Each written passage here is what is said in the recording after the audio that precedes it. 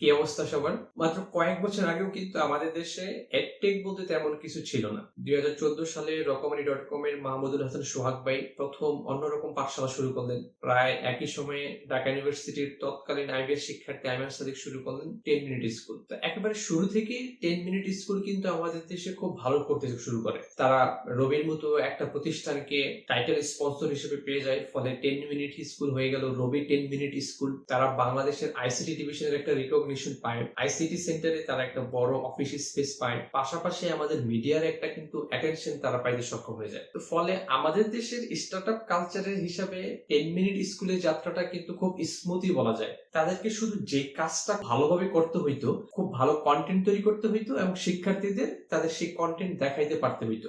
আমি মনে করি রবি 10 মিনিট স্কুল বা আইমান সাদিক এই কাজটা কিন্তু খুব ভালোভাবেই করছে। শুরুতে তারা শুধুমাত্র গণিত এবং ইংরেজি বিষয়ে ভিডিও তৈরি করে ইউটিউবে আপলোড করতো এবং আইমান সাদিক ছিল প্রতিষ্ঠানের মূল ফেস, এখনো সেই মূল ফেস। তবে এখন 10 মিনিট স্কুল বলতে আরো কয়েকটা ফেস কিন্তু আমাদের সামনে আসে। আমি বলতে পারি মঞ্জুরিন শহীদের কথা, এবং যিনি প্রায় 2টা বছর 2020-2021 ইংরেজি বিষয়টা নিয়ে 10 মিনিট স্কুল পুরো মাথায় রাখছে। তো ইংরেজি এবং গণিতের পাশাপাশি পরবর্তীতে ক্লাস 1 থেকে একেবারে ক্লাস 11-12 পর্যন্ত প্রায় প্রতিটা বিষয়ের, প্রতিটা চ্যাপ্টারের, প্রতিটা টপিকসের উপর কিন্তু 10 মিনিট স্কুল ভিডিও লেকচার তৈরি করে ফেলে এবং ফেসবুকের মাধ্যমে তারা লাইভ ক্লাস নেওয়া শুরু করে। একাডেমিক বিভিন্ন কোর্স নেওয়ার পাশাপাশি তারা কিন্তু অন্যান্য স্কিল ডেভেলপমেন্ট কোর্স নেওয়া শুরু করে। প্লাস সালমান মুক্তাদির, সোলামান সুকুনদের মতো সোশ্যাল মিডিয়া ইনফ্লুয়েন্সার যারা আছে তাদেরকে দিয়েও বিভিন্ন কোর্স লঞ্চ করে এবং এগুলো খুব সাকসেসফুল ছিল। আর তার উপর তাদের বিভিন্ন কোর্স অনেক কর্পোরেট হেডরাও নিত, সেগুলাতে আবার সেই কর্পোরেট প্রতিষ্ঠানগুলো স্পন্সর হিসেবে ছিল। এর ফলে যেটা হয়েছে, রবি তো আগে থেকেই ছিল, এই বিভিন্ন কোর্সের উপর বিভিন্ন কর্পোরেট প্রতিষ্ঠান স্পন্সর করতে থাকলো। ফলে আইমান সাদিকের কিন্তু টাকা পয়সা নিয়ে খুব বেশি টেনশন ছিল না এবং তারা শুরু থেকে অ্যাজ এ প্রতিষ্ঠান লাভজনক অবস্থায় ছিল, তাই তাদের বাইরে কোথাও থেকে ইনভেস্ট নেওয়ার বিষয়টা ওইভাবে ভাবতে হয়নি। আইমান সাদিক নিজেও একবার এক ইন্টারভিউতে বলেছিল সে বাইরের ইনভেস্টমেন্ট নিতে চায় না। অনেকেই তাকে অফার করছে বিভিন্ন ইনভেস্টের ব্যাপারে। তার পয়েন্টটা ছিল যদি আমি বাইরে থেকে ইনভেস্টমেন্ট নেই, আমি এখন যে কন্টেন্ট গুলো তৈরি করতেছি সম্পূর্ণ ফ্রি, স্কুল কলেজের বাচ্চাদের জন্য, ছেলে মেয়েদের জন্য, সেটা আমি আর ফ্রি প্রোভাইড করতে পারবো না, কারণ যে বাইরে থেকে আমাকে ইনভেস্ট দিবে সে কিন্তু একটা রিটার্ন চাইবে, তখন কিন্তু আমাকে কোর্সের জন্য একটা ফি আদায় করে নিতে হবে। এটা ছিল মূলত আইমান সাদিকের তখনকার একটা ইন্টারভিউর কথা। কিন্তু সময় কিন্তু আস্তে আস্তে চেঞ্জ হতে থাকে। 2020-এর করোনা প্যান্ডেমিকটা যখন আসলো, লকডাউন হয়ে গেল, স্কুল কলেজ বন্ধ হয়ে গেল, তখন কিন্তু প্রচুর স্টুডেন্ট 10 মিনিট স্কুল প্ল্যাটফর্মে এবং অন্যান্য আরো অনেক প্ল্যাটফর্মে যুক্ত হতে থাকে এবং পড়াশোনাটা পুরো হয়ে যায় অনলাইনের পর। আইমান সাদিক এবং 10 মিনিট স্কুল তখন কিন্তু পেইড কোর্স চালু করলো। 2020-এর এসএসসি এবং এইচএসসি পরীক্ষার্থীদের জন্য তারা কিন্তু পেইড কোর্স লঞ্চ করলো। পাশাপাশি আগে থেকে যারা ছিল যেমন শিক্ষক, বহুব্রীহি, তারাও কিন্তু বিভিন্ন পেইড কোর্স লঞ্চ করতে শুরু করলো এবং তারা খুব ভালোভাবে গ্রো করলো প্যান্ডেমিকের ওই সময়টাতে। এতে একটা মার্কেটে প্রতিযোগিতা কিন্তু তৈরি হয়ে গেল এবং আইমান সাদিক সেটা বুঝতে পারছে। আপনি যদি এখন ইন্ডিয়ার দিকে তাকান, ওই সময়টাতে ইন্ডিয়ার বিভিন্ন এডটেক স্টার্টআপ গুলা দেশের বাইরের বিনিয়োগ নিতে নিতে তারা কিন্তু ইউনিকর্ন হয়ে গেল, অর্থাৎ তাদের ভ্যালুয়েশন হয়ে গেল মার্কিন ডলারের $1 বিলিয়ন, 100 কোটি ডলার। এই সবগুলো বিষয় যদি সামনে আনেন, তাহলে 10 মিনিট স্কুলের কিন্তু বুঝতে না পারার কথা না যে গ্লোবালি এডটেক কোথায় যাচ্ছে।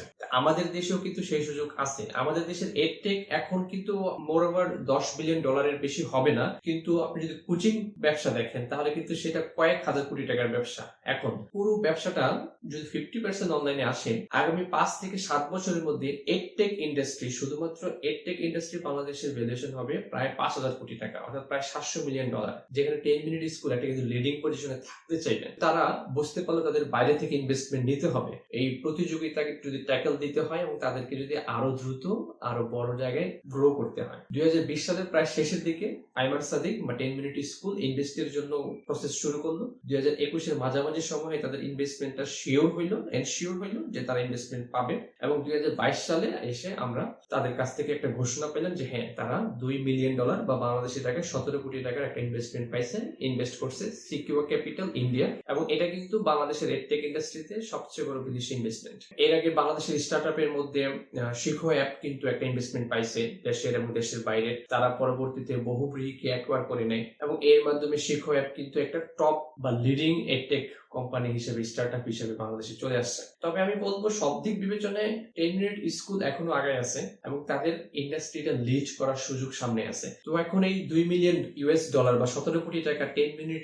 স্কুল কোথায় খরচ করবে? আইমান সাদিক তার ফেসবুক পেজে একটা লম্বা লিস্ট দিছে, 17টা প্রায় লিস্ট দিছে যে তারা এই ইনভেস্টমেন্টটা কোথায় কোথায় খরচ করতে চায়। তার মধ্যে গুরুত্বপূর্ণ কয়েকটা পয়েন্ট হচ্ছে তারা 3D কন্টেন্ট তৈরি করতে চায়। তারা কিন্তু এখন লাইভ ক্লাসগুলো নিচ্ছে ফেসবুকে বা ইউটিউবে। এই লাইভ ক্লাসগুলা তারা তাদের অ্যাপস এর মাধ্যমে নিতে চায় এবং তারা আরো অনেক বেশি টিচারকে ট্রেনিং করাতে চায়, আরো অনেক হাই ট্যালেন্টেড টিচারকে তাদের প্ল্যাটফর্মে নিয়ে আসতে চায়। এই ইনভেস্টমেন্টটা ইউজ করে তারা একটা রিসার্চ এন্ড ডেভেলপমেন্ট সেন্টারও করতে চায়, যেটা খুবই ভালো আমাদের দেশের এডটেক ইন্ডাস্ট্রির জন্য। এবং এইটাই তো শেষ না, এটা মাত্র শুরু। তারা আশা করি ধীরে ধীরে আরো অনেক বেশি ক্যাপিটাল পাইতে থাকবে, আরো বেশি ইনভেস্টমেন্ট পাবে। তো বন্ধুরা, এই ছিল মোটামুটি 10 মিনিট স্কুলের উত্থানটা। এখান থেকে কিন্তু আমরা কয়েকটা বিষয় নিতে পারি। নাম্বার 1, কোনো কিছু যদি আমি শুরু করে দিতে চাই তাহলে সেটা শুরু করে দেওয়া, একেবারে বেসিক লেভেল থেকে হলেও। আইমান সাদিক কিন্তু নিজে ইংলিশে ভালো ছিল, সে ইংলিশে ক্লাসগুলা ভিডিওতে তৈরি করতো, দেন সেটা ইউটিউবে আপলোড করতো, সেখান থেকে শুরু। নাম্বার 2 হইতেছে আমাদের লক্ষ্যটা পরিষ্কার থাকতে হবে যে আমরা বেসিক লেভেল থেকে করলাম, কিন্তু যাইতে চাই কোন পর্যন্ত, এটা কোন পর্যন্ত নেওয়া যাবে, এবং ওই লক্ষ্যটা আমার আশেপাশে পরিচিত জন যারা আছে তাদেরকে বলতে হবে যে আমি এই শুরু করছি, আমার টার্গেট হইতেছে আমি এখানে যাব। এতে করে কি হবে, আপনি কিন্তু একটা ট্রাকশন পেয়ে যাবেন, আপনি বেশ একটা পরিচিতি পেয়ে যাবেন, সেটা কাজে লাগিয়ে আপনি পরবর্তী গ্রোথটা যাইতে পারবেন। নাম্বার 3 এবং সবচেয়ে গুরুত্বপূর্ণ পয়েন্টটা হইতেছে আপনি যে ইন্ডাস্ট্রিতে কাজ করতে চান ট্রাই করবেন সেখানে পথ প্রদর্শক হওয়ার এবং লেগে থাকার। আইমান সাদিক কিন্তু বাংলাদেশে এডটেক ইন্ডাস্ট্রির পথ প্রদর্শক, এখন সে শুরুটা করছে। এখন যারাই আসুক আইমান সাদিক এবং 10 মিনিট স্কুলের নাম নিয়ে কিন্তু আসতে হবে। এবং সে কিন্তু একটা লম্বা সময় লেগেছিল, প্রায় 7-8 বছর একটানা সে শুধু 10 মিনিট স্কুল নিয়েছিল। তো সেটার রেজাল্ট আজকে সে এবং তার প্রতিষ্ঠান পাচ্ছে। বিজনেস কেস স্টাডি নিয়ে এরকম ভিডিও পাইতে আমার চ্যানেলটা অবশ্যই সাবস্ক্রাইব করে রাখবেন। আর আজকের এই ভিডিও থেকে যদি ভ্যালুয়েবল কিছু শিখে থাকেন তাহলে একটা লাইক বাটনে ক্লিক করে দেবেন। তো আমার পক্ষ থেকে আজকে এই পর্যন্তই। আপনার সাথে দেখা হবে আগামী ভিডিওতে। আল্লাহ হাফেজ।